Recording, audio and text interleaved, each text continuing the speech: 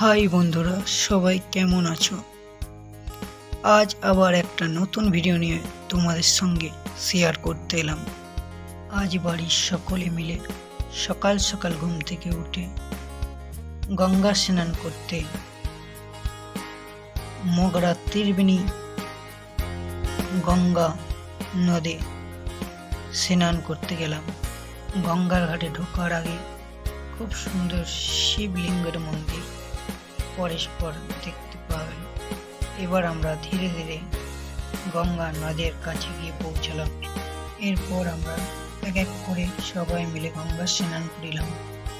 গঙ্গা স্নান করিবার পর কিছু দান করা অবশ্যই খুব ভালো কাজ।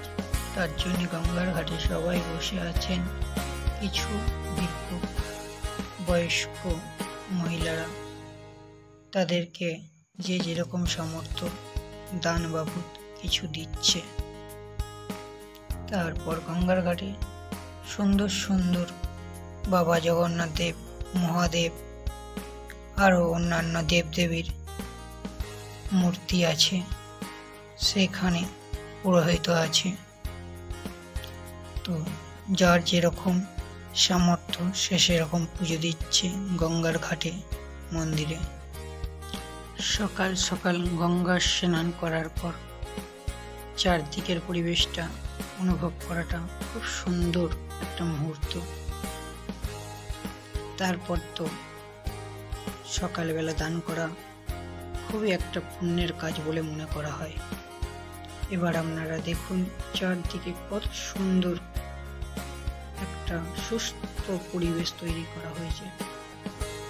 চারদিকটা গঙ্গাসাগর পাড়ে পরিষ্কার। এবার আমার পরিবারের সবাই মন্দিরে গিয়ে পুজো দিয়ে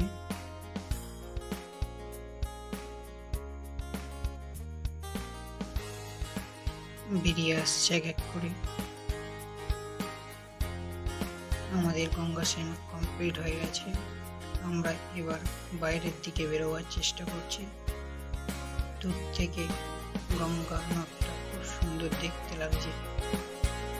গঙ্গা স্নান করার পর আমরা